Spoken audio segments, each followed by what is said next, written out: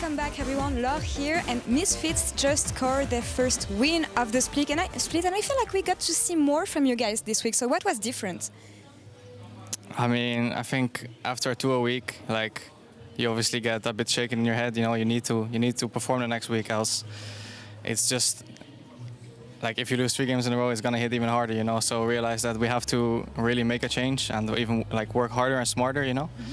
And it showed in this game. I think SK wasn't like the hardest opponent, but I'm happy that we actually managed to play pretty solid and happy with the win, of course. Yeah, comfort win is always good to have, especially in the beginning of the split. But anything you worked on in particular and that you can tell me about? I think it's just like everything, you know. There's so many different aspects of the game that a new team needs to, you know, learn and improve on.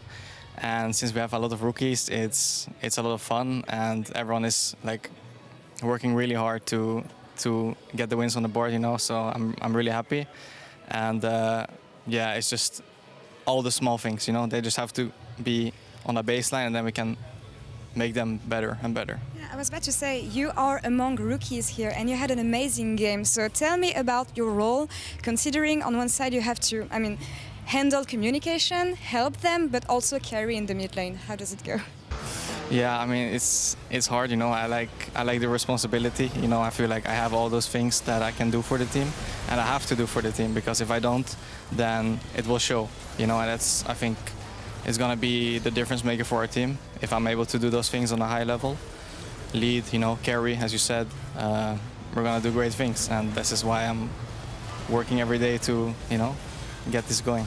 Tell me, how are you helping them on day to day? I think it's the process, you know. It's the work ethic, it's the effort, it's leading by example, you know, making sure, you know, the guys look up to me, and putting them in the right mindset so we can, you know, become the best team that we can be, you know. So I'm just trying to be that guy that leads the team.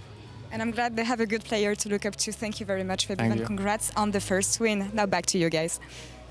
Thank you so much, Laure. And Febiven is also the Kia player of the game with 59% of the votes, and that must feel good for him. It's been a long road for Febiven, and we can't forget that he has Ronaldo breathing down his neck as well, who can be put in that mid lane. So it's good to see that he's putting up a great performance in week 2 and getting that first win on the board. Yeah, it's very true. I think the Febiven has a lot to prove, especially after last year. I was very critical of Misfits at the beginning of the day, and while today was definitely a good starting point, I still believe that the team has a long way to go, and I think the Febiven recognizes that as well. So definitely a good start. We'll see how they carry on as we move into the rest of week 2. We sure will. Vitality is up versus G2 Esports, and for G2, this season is about establishing themselves as the best team on the planet. Hopefully. And while their record is 2-0, we've seen them make multiple mistakes, especially in the early game. Now, you might think, why are you harping on G2 so hard after only 1 week and that change in the roster? Well, it's simply because we have to track their development. They are a team that got close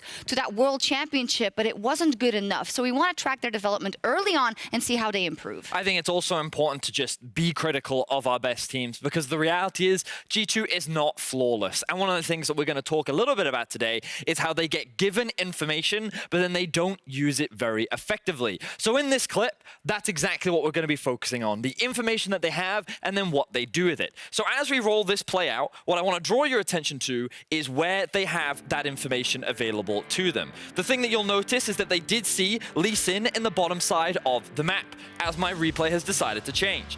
As you see, as we jump back into the replay, as it refuses to let me stay on my play. Oh, so we're just going to see if that's going to work out or not. Right. Anyway, as we jump into the minimap, what you'll notice here in the bottom side of the map is that Lee Sin is playing and available. My point is that Lee Sin is sitting on the bot side of the map. G2 have this information available to them. This means that because of that, Wunder is freely able to TP back up to lane and start pushing this wave in. All of this play is absolutely fine because he knows where the enemy jungler is. As we continue the play rolling out, what you'll notice is that G2 then move into the the enemy bot side of the map to try and get vision of the river and gain control over this area. They're going to use this information to gain control over the Drake and set up for that play. But they also know that Lucian is now missing. He has decided to move up towards his top side of the map and start clearing out these camps. Wunder has to now be aware of this, because in pro play, you're playing around assumptions. You're playing a lot around what information do I have, what information don't I have. So as you jump back into the clip, the expectation is that, hey, Wunder will probably start backing off, right? Wunder will start to play safe. No, he won't. He's going to go for an all-in trade against the Ornn, and he's going to get punished for it. Meanwhile, while all this is happening and Wunder is losing his life, in the bot lane, they're paying attention to what's happening up in the top lane. These two then try to go for an all-in, and of course, the Nautilus then dies as a result. And you can see that with this early game information that they had, they did not respect the possibilities of their opponents, and they ended up getting punished for it. Would you say it's, you know, a lack of awareness and concentration? Because this seems like something you can fix pretty easily, but doesn't feel like they feel like doing it in that first week. It's one of those things where you think maybe it's just first week jitters, maybe it's just people getting used to the role. And when we think about getting used to the role, we kind of have to move on to this second clip where we look at the bot lane for G2. And again, as we roll this one out, you'll notice again what information they have. So I just want to draw your attention, as the jungle path is clearing out, you'll notice that Jankos is going to start on the red buff, and he's going to walk all the way up towards the top side to try and get information on what Jarvan has been up to. You'll see on your screen right now, he'll check the red buff, he'll check the Krugs, but he hasn't found Jarvan. This must mean that Jarvan has done one of two things. Jarvan has either gone all the way back to his side of the camp to start clearing things out, or he's gone back to base.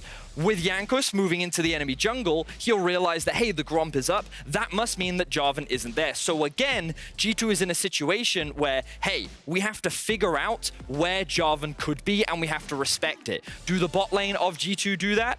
No, they don't. They don't flash the engage, they don't respect the possibilities, and they end up losing their lives. And we've seen this now in both games in their first week, which just goes to show maybe G2 is still ramping up, maybe it's still G2 getting used to getting back onto the Rift, but honestly, like, this is something that we've now seen from 2 games in a row, which is a big issue for G2. And with that, we do also have to highlight what they are so good at when that early game phase passes, because as we see it here, they have an uncanny ability to turn it on, to press that on button, and the way they play out and identify their opportunities in the mid game and the team fights is absolutely stellar. So for them, it probably means, well, hey, we know we can turn it around, so why would we try hard in the early game? Because we want you to, G2. Yeah, exactly that. Like, when we see it from Origin, the vast majority of their gameplay is very clean, very smooth, whereas for G2, look at the deficits that they find themselves in within the first 15 minutes of the game. Yes, it's all well and good that within that 5-minute span, you can turn it around. And that just goes to show how world-class this team really is.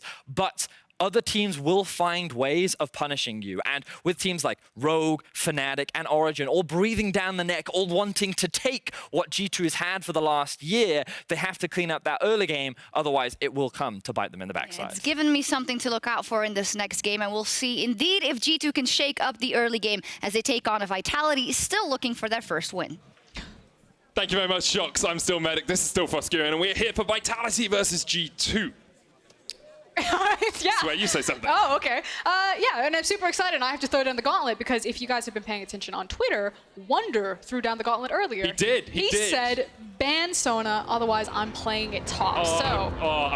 Please. I actually used to be called Sona the Caster, because it was my main when I first played League of Legends. Yes. And also, I thought it was quite funny. She's a mute champion, and I was a caster. That was pretty cool. I see. Yeah. Of course, we have also heard rumblings of Soraka top, so maybe something starting with S will go into that top lane. Jarvan banned away to start us off. G2 expect to see Akali removed as per usual, and now things open up just a little bit more. Yeah, and I was kind of checking through the draft stats, and there's only 2 teams that have a particular notice of a certain champion, and it's Diana. And those 2 teams are G2 and Fnatic. And so because we are seeing G2, I'm actually really curious if Diana is going to crop up in this draft phase at all. I think it was Inder who said it, Diana's secret OP. Yes. And I really agree with that. And so that's kind of the champion that I'm looking for in this draft phase, if we're going to get a Diana performance. Well, so far she is through bans. We have Set removed by G2. I wonder how Sona plays into Set. I think it would be a pretty bad matchup for the Sona. I don't think he'll really banned away as well. Well, you raised my hopes now, Froskurinn. We'll see if it comes to pass. Vitality with the first pick. 80 carries both available, Aphelios and Senna there. Yeah, and usually we do see a priority pick of the Aphelios. I personally prefer the Senna, so I'm curious what Duke's gonna go for here for Vitality's first pick.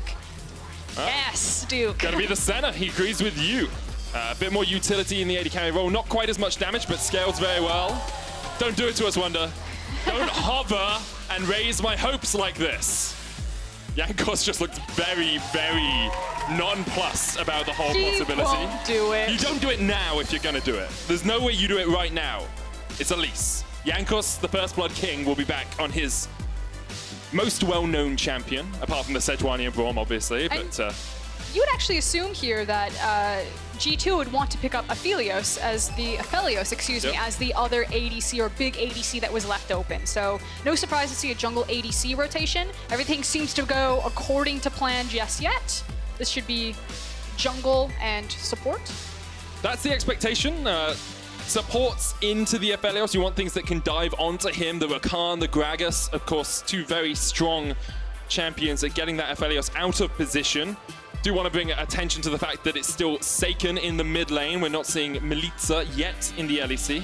Hope he recovers quickly, of course. And the Gragas has been picked up for Skeanz. Actually had a relatively good performance last week, considering how poorly Vitality played as a whole. He had some very good positioning on the Rek'Sai. And Braum will be the final pick for Vitality on this first phase. Yeah, I think it's super fair to just say that no one really knows the ceiling for Vitality right now because there's so many new names. I agree with you. I really liked what we saw from Saken, especially on the Cassiopeia. So I'm really excited to see if he's going to get that champion again. I have a feeling that it will be banned away in the second rotation just because that's kind of been his go-to, that G2 might roll the dice and say, let's see if you can do anything else. I do see Lucian getting all the way through the first phase, picked up by G2 as their final pick, and the flexibility of that is obviously clear to see. Mid, top, and AD carry, it can be played. There's the Cassio ban against Saken, so now Vitality have their options just that little bit more reduced, a little bit more reduced. My guess will be Cassio and LeBlanc bans from G2. Okay. Well, Vitality got a ban there. Well, I don't think that they want to ban, unless they have another, like, if Saken has a smaller champion pool or a smaller effective champion pool, they might also ban in mid lane here. I find the Gangplank ban a little bit interesting because Lucian can flex into that top side, and then obviously Lucian is a great pick into the Gangplank. But I was just curious if they're then going to try to ban out other things in the mid lane in case Lucian does go top to make sure that Saken gets a decent matchup there on one of the champions that he has left available. I think the difficulty for Vitality is G2 only have to pick their support next, so they don't really have to show too much. And that means that they can have that flexibility of the Lucian until their final pick and until they've seen all of Vitality's 5 champions. And with the GP and Aatrox ban, now things have turned on their head where we're really starting to thin out the top lane matchup pool for Cabo there. I mean, we still have Sona and Soraka available, so I don't know what you're talking about, Frost. There's still tons of options for these teams. Vitality with a couple of seconds before they get their final ban in. We'll see where they go. Irelia, so lots of top lanes actually gone out of the pool. Soraka and Sona inching higher and higher on this list. The priority's getting bigger. Thresh, the pick for G2. We expected them to go towards a support on that rotation. Thresh, Leona, Nautilus all available, but Mickey trusting himself on the Soul Warden in that bottom lane. Okay, so what's it going to be, Cabo? What will you reveal potentially against a Lucian top, especially with 3 top lane bans? Yasuo would be fun. Yeah, Yasuo is very fun. I like the ability to get onto that backline as well, especially with the Gragas explosive cast. You have great synergy already there. Could even try to go for a double flex here and something that's played in both mid and top lane. Mordekaiser? Wait for the last second to see who's going to go where. I'm just listing champions that I know Ryze, now. Yeah, Ryze works well. And Saken, of course, played Ryze the first time he was on the LEC stage against Misfits. He had a great 2v1 outplay versus Soaz and Maxlor in the bottom lane, but Rumble also works as a flex. Ornn does as well, technically. We have seen some mid lane Ornn across the last few weeks. I think they've just given away that it's the mid lane Yasuo. Yeah, I think they have as well, but I like a little bit of mystery, a little bit of intrigue. Okay, this is the moment. He's hovering it. He's not gonna do it. You got my hopes up so high. They're like, look at his face. He's trolling us as hard as he can right now. Oh, come on. He did it! Yes! Oh, I'm so happy. Okay, And this is good, because I've done my Soraka top research. So we are gonna really dive into the nitty-gritty of this. I'm so happy for us. Chakra has just put out an excellent guide talking about Soraka top and mid. It's also been appearing into the bottom lane in the ADC position. It is all over scrims right now, all over multiple regions. And how it's really going to work is you max Q when you're into the top lane, and against, I was going to say against the Rumble, but the Rumble was hovered. It's actually really good at absorbing and negating a lot of instantaneous burst damage, because a team fight happens, the enemy team uses all their massive big cooldowns, and then Soraka just smashes R and then also has the redemption itemization and just completely resets everything that you wanted to do. So against a team comp that is super reliant on big, crucial R buttons, Soraka just destroys it. And then she hyperscales into late game, where she's putting out ridiculous heals in tandem with a Fiend's Unholy Grail. I cannot wait to see how effective the Soraka top is. It's teleport alongside the flash to get back into that lane a little bit easier. We do need to talk about the rest of the lineup. No, only Soraka. Only Soraka, only Ornn. Let's have a look at the rest of it, because you do have this pretty good engaged composition from the side of Vitality. Call of the Forge God, explosive cast, Braum jumping in there, Yasuo with the last breath. I can see how that works as a team fight comp. Yeah, and they also have great scaling potential and the ability to play a side lane, especially with something like the Yasuo. So there's a lot of flexibility for Vitality still here. And we are going to jump on to the Rift. Third game of the day. First Soraka top without Smite in the LEC. And we have a pause. It's okay. It is more time to talk about Soraka top. Well, we could wait, because we have a really cool graphic that I want to bring up to talk about Soraka top. We do have a cool graphic. Talk about the composition from G2. Because you told me how Soraka resets fights, but how does the rest of the G2 composition actually take a fight? I mean, the longer that fights go on for, because they have a double ADC, the better G2's chances will come up, because they do so much overtime or kind of sustained damage. And then when you pair that again with the Soraka, like, you have to think if a team fight lasts more than 15 seconds, G2 have won it. Okay. Double AD carries work very well in a team fight. Don't see a huge amount of disengage.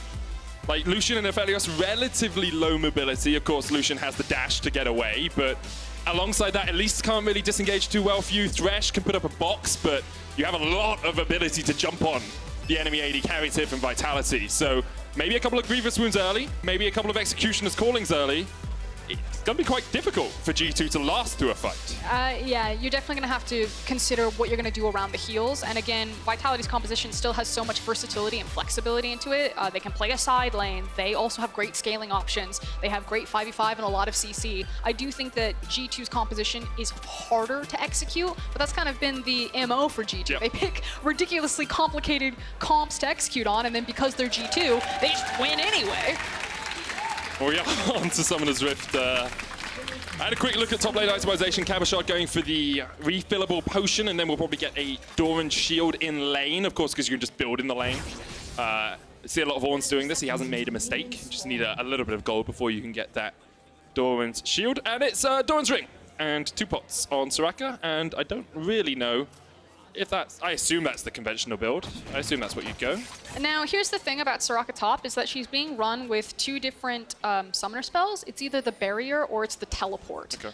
And you can actually see both depending on top lane. You'd assume, it's top lane. Of course, it's going to be teleport every single time. Now, Wunder runs it teleport, I think, every single time when I checked his solo queue account, yep, or where he was practicing the Soraka. And one of the issues that she has is that if the wave gets away from her or it gets put in a bad space, she actually needs a lot of assistance to get the wave back safely, because Soraka is still very susceptible to ganks. And with a champion like Ornn, you have great gank setup. So Vitality, if they want to try to punish that, there's that ability that the wave gets away from Wunder, he has a hard time resetting it, because she's great at pushing and trading, because she gets the health back on the Q and she just spams Q and tries to run you down with it. But if she's overextended, Gragas and Ornn will just have a field day with her. Oh, I've accidentally brought up the wrong graphic. The wrong one. I'll get the correct one up for a second. So yes, Soraka top. The reason that it's great, as you said, is the wave play from the start call. And then when you get this Athene's redemption, you reset fights really well. You set it a little bit in pick and ban. If the fight doesn't kill you, all you do is you pop your ult and you pop your redemption in Athene's and you get a lot of healing back. And I suspect that we'll see more Soraka because she's really good into a lot of blind pickable supports right now. People are picking a lot of Braum, a lot of Tahm Kench you're seeing globally, and Soraka can slot down into that support position if you decide you don't like the top lane matchup. So she is triple flex in mid, top, and support. Now this time around it was the last pick into the Ornn, so you don't necessarily get to see that potential blind pick safety that offers her with the flex, but it is something to consider. And then again, kind of some of the core itemization is that she will look for the Athene's Unholy Grail. Obviously you can stack up the charges on it by spamming Q, and then when you tap that next heal, someone is going to get a lot of health back. And a lot of people think of Soraka as only healing her teammates. Of course, if you hit the Q, you get a bunch of healing for yourself that you can then pass on to your teammates in a fight. So it's actually quite difficult to harass her down in the lane. Jankos here has already got both of his buffs. Did Gromp blue and red. And now Skeanz has come across after doing a full topside clear. Jankos really doesn't have the position to stay around for too much longer. You can see already Jactroll is on his way across.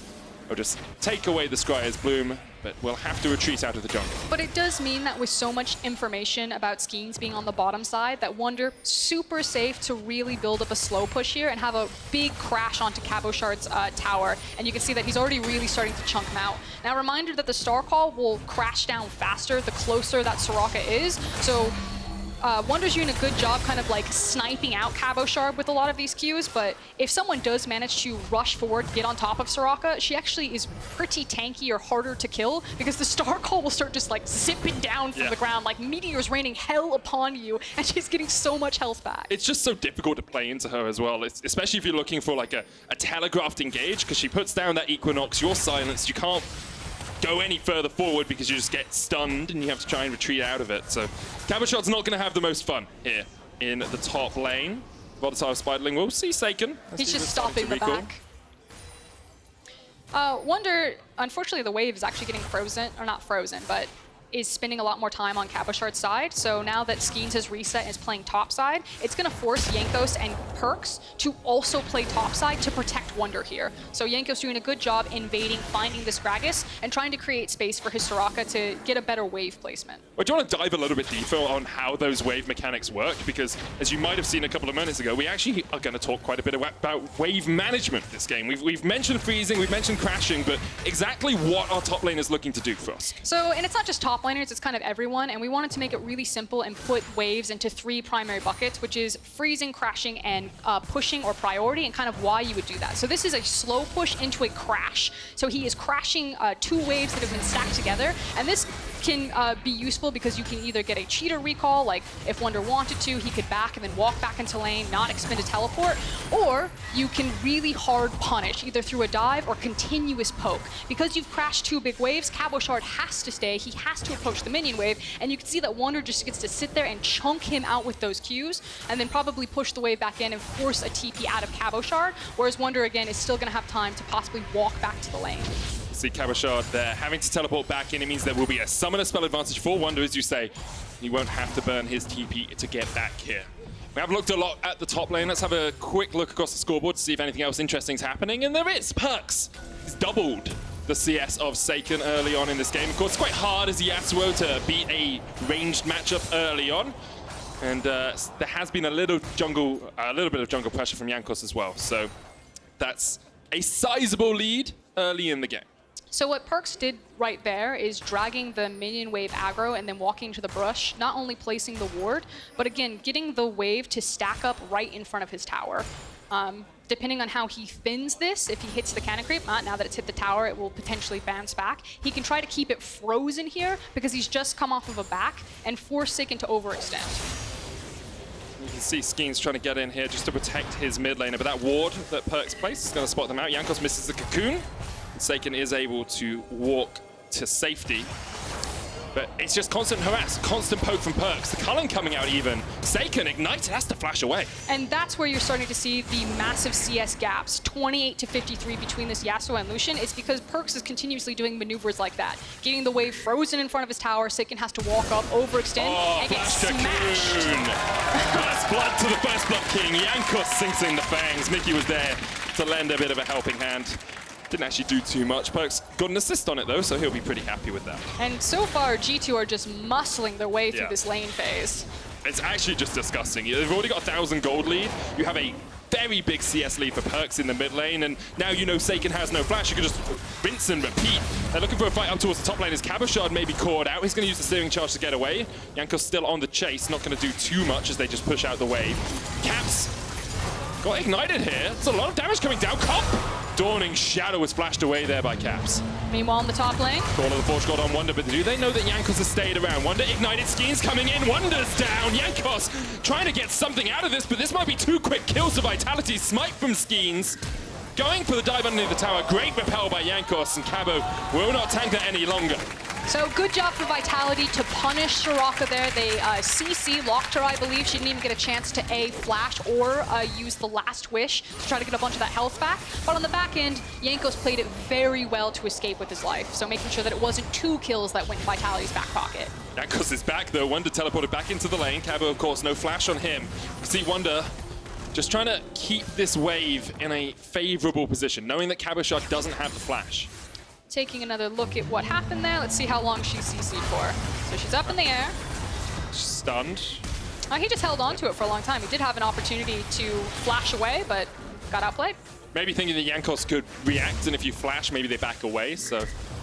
So I also want to point out what Wunder has done here in the picture-in-picture. So he teleports back to the lane. He takes a super hard trade with the Ornn, knowing that Ornn doesn't have the TP. And I was going to say, usually they would take their backs then. He's going to get an extra buy, kind of get all the mana back, all of the health back that he'd done on a hard trade. But instead, he's actually using the time to clear out vision. But what you can see is those top laners then get a quick back here and then come back super refresh. And you're still just taking away that much more CS. The wave will collect up, and then eventually it will, I would say, slow push back to him, but as he star calls, he actually just wants to push it in.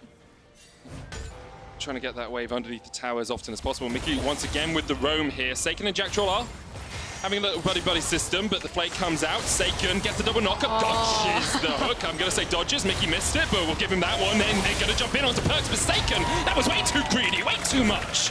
Another kill goes down to G2. It was a 1-ticket ride for Saken. He's like, no matter what happens, I am ulting on this Gragas barrel. Yeah, it doesn't tend to work when you haven't thought through the consequences of your actions. And it was a good timing from Mikyx to get the roam up, of course. Caps had backed away from that bottom lane, and now G2, with a 1,500 gold advantage, will start up this mountain dragon. Should be pretty easy to secure for them. Jactroll's going to get hooked. The lantern's there. And there's the flame. Jactroll flashes away, but Jankos, the cocoon connects. Right at the tip of it, you have to feel. Caps now joins the action. He gets his first kill of the game. Did Mikyx make up for the initial dodge? That was a super easy hook. He was on ward. Yeah, but he got a sweet lantern. He got the hook, the nice setup. Nah. Got to do a few more of those. I need some mad life hooks if I'm going to give Mikyx the benefit of the doubt. Especially since last week, he did have a few inting moments early on in the game. I think all of G2 had a few inting moments early on in the game last week.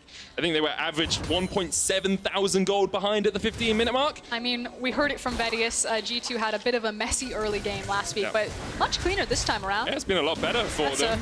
A quiet 50 CS lead in the mid lane. And a 10 CS lead in the bot lane, which sounds nowhere near as impressive, because it's not. But Jankos also has about a 600 gold advantage because of his 2 kills on this Elise, made his name for it, a name on it, when he first joined the league all those years ago. And Vitality just trying to find the scraps that they can. 2,500 gold behind, they will get a Rift Herald, which is something good, especially before the 14-minute mark. You can get some plates, but look at how much CS they're losing in the bottom lane because of this. It's also the fact that Caps is getting a lot of free gold and free experience by himself. Excuse me, solo gold and solo experience by himself. Yeah. Since Mikyx has been roaming around a lot. And as Vitality walk back to this tower, they need to be very careful. There's at least 3 members of G2 sniffing around down here. And Vitality really don't have any vision in this bottom side of the jungle. You can see Caps gets a couple of plates, has a 10 CS lead or so, gets his back, and we'll see where he decides to go for that first item. Caulfield's Warhammer and the Cloak of Agility, slightly nerfed on this patch, but do build into the Essence Reaver still. I think there's a chance that Vitality use the Rift Herald down here. Skeanz is still behind them. Yeah, it's quite possible. The thing with the Rift Herald is you want to take as many plates as you can before you put it down, because it does true damage. So you build up the Bulwark stacks, and then you let the Rift Herald get the extra charge in working past that extra armor and magic resist that a tower gets.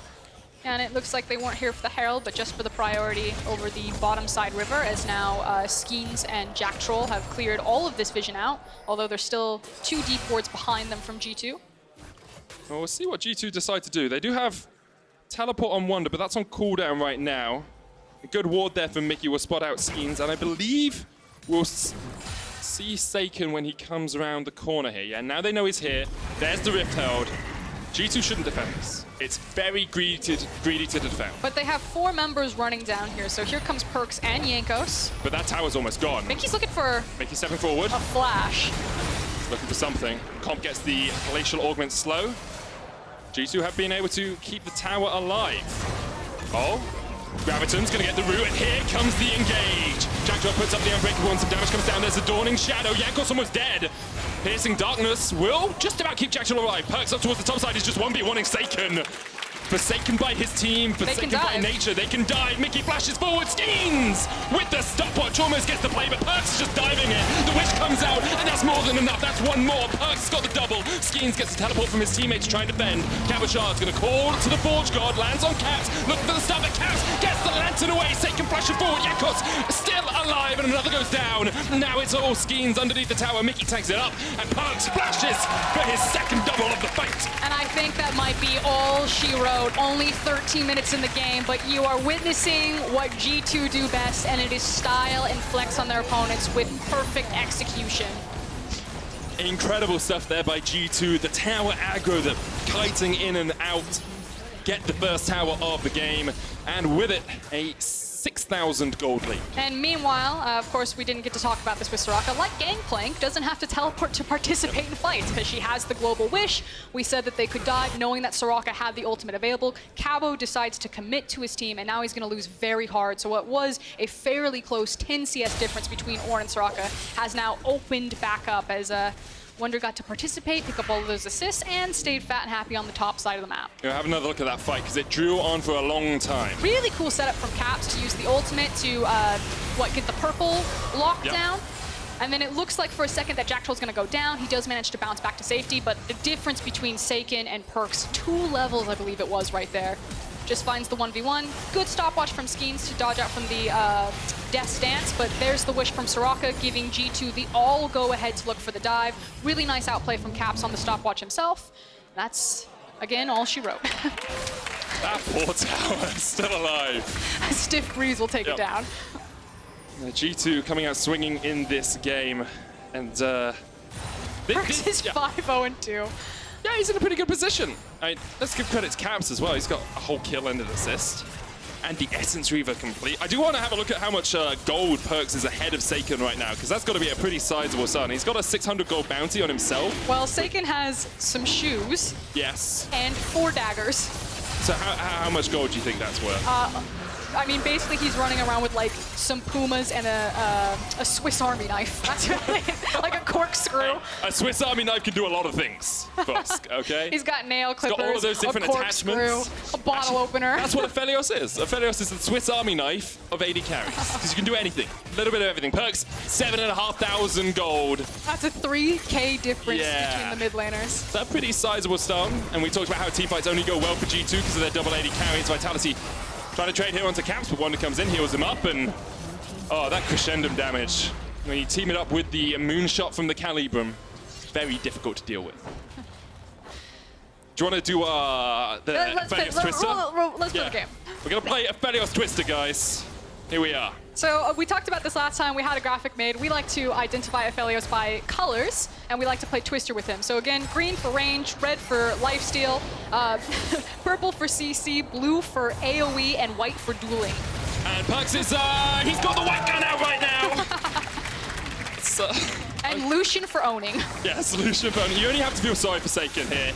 Coming in as the sub for the team, replacing Milita has had, well, he's felt the bad end of G2. He's felt what a lot of mid laners in the LEC have felt across the years, which is that Perkz, he really does have a lane kingdom at times. Yeah. I like how he's like, Caps, you play ADC, locks in ADC mid. And then, it's true actually, I didn't even think of that. I do like the way he's capitalized his name when he replaced Caps. When he's in all caps? Yeah, he's in all caps. Anyway, 7,000 gold lead here for G2. They got the first Look at two this dragons. dark technology in jungling right now. What's the dark technology? He aggroed the Gromp and the blue, which a lot of junglers can do, but some of them don't, and you can actually jungle them at the same time, using the piercing light to go through the blue buff and the Gromp. Ooh, very intelligent. It's the little things. All right, speeds up your clear. He is 170 CS Because he's not just at the 17 minutes. ADC and mid laner, he's also the jungler. Perkz moving to jungle next year, confirmed. Doinb is going to come in as the new mid laner for G2. If you can't beat them, join them, apparently, is the motto for this G2 team. 17 minutes in, the Rift Herald will be started by G2, and Vitality really... this is one of those games where I always try and tell both sides of the story. I always try and look for a way that Vitality could get back into this game, an avenue of approach for them. But you just really don't see it, because G2 with this lead, assuming they play the way that G2 play, shouldn't give you any windows of opportunity. That's the idea, but we've also seen a lot of fun games from G2. Happy games. Happy games, that's the word. The Invictus Gaming happy games from G2. This doesn't feel like one of those right now. Especially not for Vitality. I don't think they're having Perkz too is much very fun. happy. That's true, Fosk. That's true. So there's still Rift out here for Jankos. They're going to use it to try and break the tier 2 in the top wave. And Cabochard's going to try and defend. It didn't last too long. But maybe Vitality. Okay, they're on a pink ward. They have control of this area. Oh! Vitality's going to get a turret. Minions! He did it. Rift Herald's going to charge in again. G2 trying to crack through the inhibitor line. Here comes the call of the Forge God. Perkz already used the dash away, has the flash. Here comes Jactroll, gets the double knockoff. Vitality maybe find that fight, but there's another great hook from Mikyx. And G2 just turn it right on its head. There's the root. Hits all three. Mikyx hooks a minion. I still haven't forgiven him for the earlier miss hook. Excuse you, that was the hero minion right there. That's like the best player Vitality have right now. He blocked the hook. I'm sorry, that was over the line. That was harsh. Gotta be honest, G2 take the inhibitor. Vitality going extinct like the bees that they represent. G2 now, just backing away. Now that you've got the inhibitor at 19 minutes, you expect a Baron. They can just go straight towards it. I don't Soraka think they can heal you up. would need the Baron to win the game. I'm not saying they need it. I'm saying G2 are having a lot of fun right now, and a Baron would increase their fun. The game has gotten very quickly out of control. Now, if Vitality were to hunker down and try to think, okay, what are our options? Now, I'm going to say good news, silver lining. Okay. They've opened up a farm lane up into the top. That's true. Super Minions are going to push that wave in all the time. Free XP. And so, technically, Saken could just hard farm that and try to get back. Take another look at this one. Wunder flashes, doesn't get hit by Call of the Forge God, and also flashes out of Cabochard CC. That's very nice. There's the first hook from Mikyx. Caps setting up a great ultimate, and the second, yes, that minion right there. That minion is a hero. Do we give hero status to the minion that got them the bot lane tower as well? That is the honorary Jizuke minion. Oh, okay. He has gone to North America, but we will still remember him fondly as the minion that saved Vitality there. Now, G2 turn their eyes towards the Ocean Dragon. I think they'll be hoping the game finishes before his soul is on the menu, with that coming up about the 25-minute mark in this game. They're 10-1 up. They have a 9,000 gold lead. They have 3 dragons. They've got 2 item AD carry in the mid lane. They've almost got a 2 item AD carry in the bot lane. They have Soraka on her power spike of Redemption and Athenes. She'll probably look for a Ardent Sensor now because she's running a double ADC, and you can see that she's already got the, what is the Fairy Charm upgrade called? Fairy Charm. Well, she's got the 2 Fairy Charms into the little rock. Why do you keep testing me on these? It's not a pop quiz, I love you so much, but sometimes give me a second to Google, you know? So I'm just gonna, so the upgrade of Fairy Charm is the one you're asking about. Yes, the Fairy Charm upgrade. Is that specifically what you're asking about here, Frost? It's the purple rock. You're specifically asking about the upgrade of Fairy Charm, which I obviously know is Forbidden Idol. There you go. Yeah, it's the Ardent Sensor company. I'm glad the internet is good. You know, to Google that one pretty quickly. G2 have got vision control on the Baron here if they want it, but as you said, they really don't need it to close out the game. And, no, it is simply a lure. What G2 want is they want more blood. They want Vitality to come to them. They want to continue to kill people repeatedly, and that's what the Baron is. Okay. It is the lure. That makes sense. I've been watching Dracula on Netflix recently. All Perkz. Steps very far forward. Mikyx's got the hook. Saken, this is your moment. Saken has the flank. They're going to Perkz. Dawn and Shadow coming out as well. Maybe Saken's going to be able to kill, but Perkz just heals up through all of it. Mikyx gets one. Skeanz jumps in. Jankos gets knocked back, but he goes golden underneath the tower, and the redemption and the heals and everything is just far too much. Vitality can do nothing about it, and G2 are back to full health. This is unfair. Yes, Soraka is very unfair. Look at that, he just...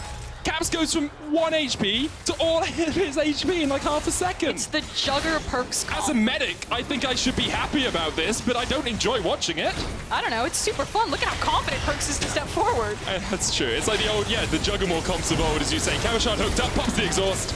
That's not going to do too much for you. G2, 22.5 minutes, and they've already taken down the Nexus Tower. The second will be short to follow after. They have got that blood for the blood god that you were talking about. Perkz still on the front line. The hook from Mickey misses once again. Perkz dodges to the side. Jankos dodges forward. Perkz doesn't even need Soraka heals. He's got the Blade of the Ruin King to heal himself up. And now the minions will do the work. Caps with the Gravitum, Cop with the hook, Jankos with the kill. And this was destructive, this was devastating. This was G2 at their finest as they take down Vitality.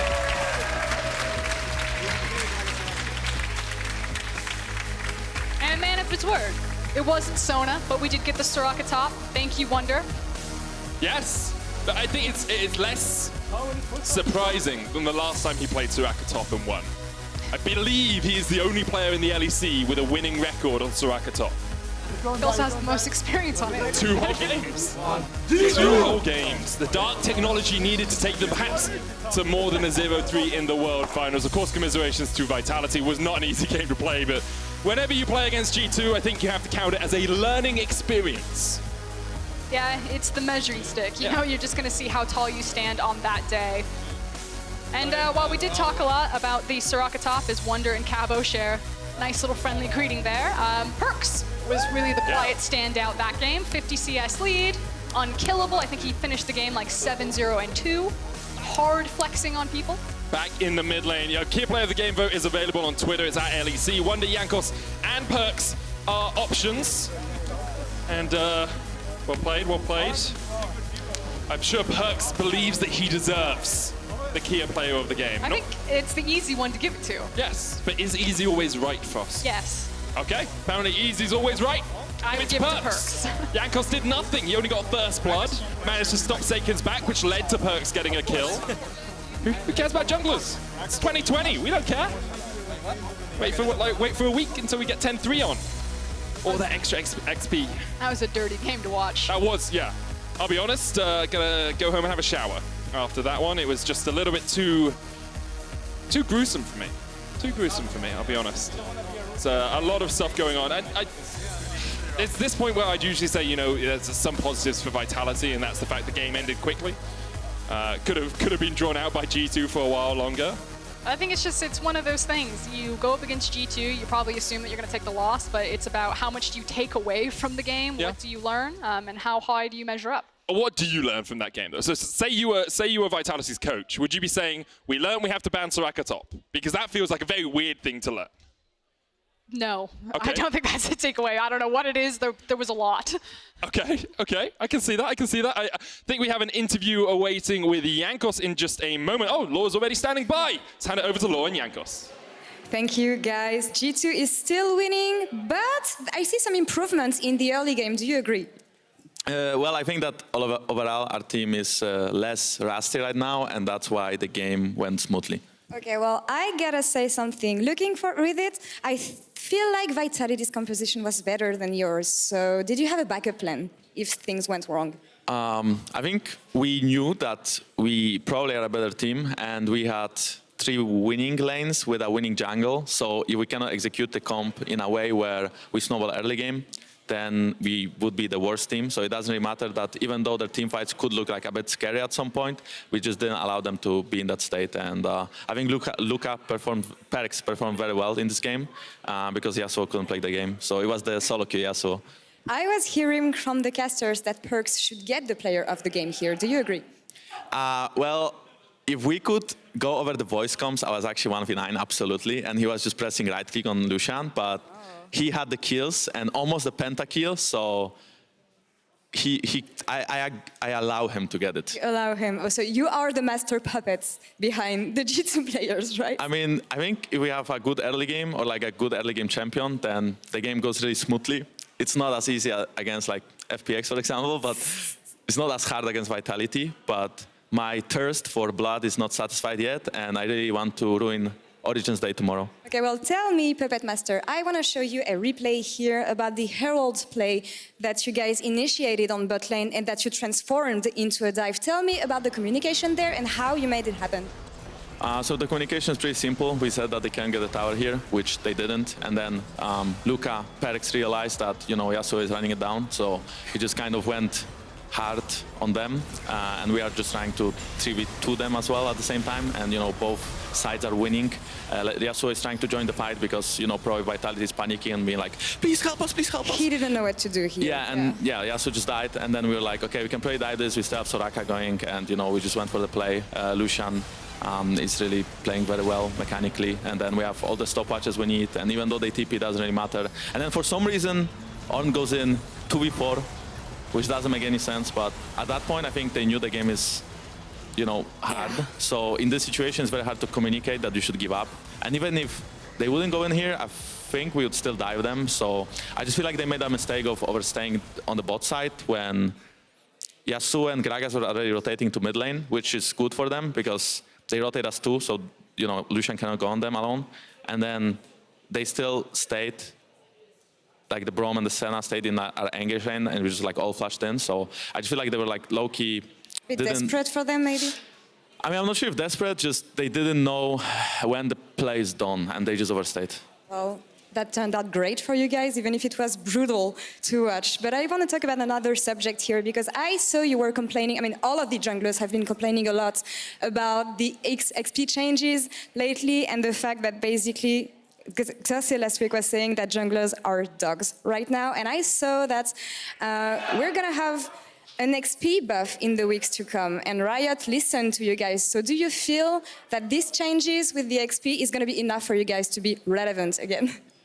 I mean, I think jungle is very OP in a sense where you can still impact the whole map because you are a roaming support from level 1, right? So jungle is never like necessarily balanced in a way, but I think at the same time, it shouldn't be that I'm 4 levels behind my mid lane and top lane because it's just impossible to play on side lane at some point. If you get behind, they can just like 1v9 the game because of how useless is the jungler. So I think something in between would be good. And obviously, you know, it's super impactful role, so people will still cry about it. But I think it was one of the weakest states right now currently. But it's not bad, right? Like all the junglers can still look for plays. We can impact the early game. We can 1v9 games if we play well in the early game. But at some point, we will not scale into the late game. We will just have to rely on teammates. And, you know, playing in G2, that's fine. Playing in solo queue, probably not, right? So for my solo queue experiences, I really appreciate the fact that Riot decided to buff junglers. Well, is it going to be enough for you to counter Xerxes tomorrow facing Origin?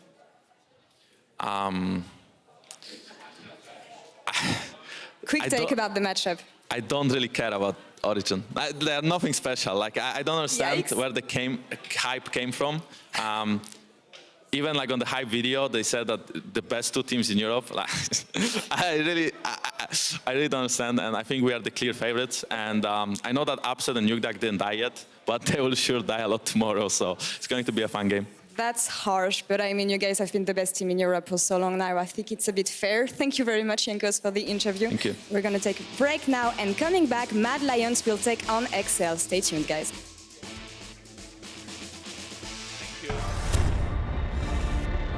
If I keep on improving and I don't get depressed or something, I think I should get the Rookie of the Split. I think I'm the best rookie. It was definitely something that I wanted to stay. I think XL is growing so much as an organization, and just they're putting in so much just to make sure that they can win, and they share the same philosophies as me. They want to be the best, and they're obviously British, so that helps.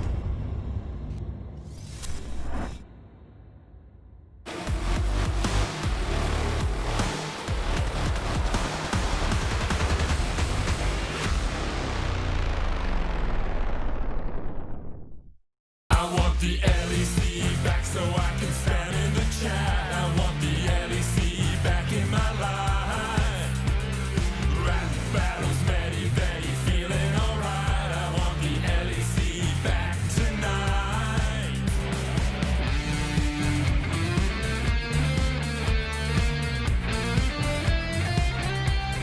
So So tell me, who was the player of the game?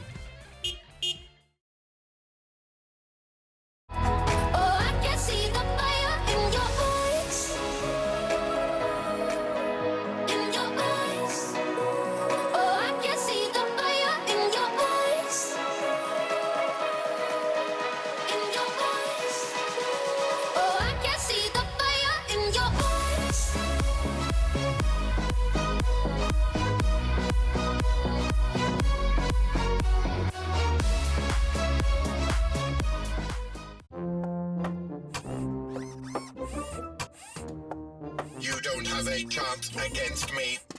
I can calculate 90 trillion moves in advance. Not fair. Not fair.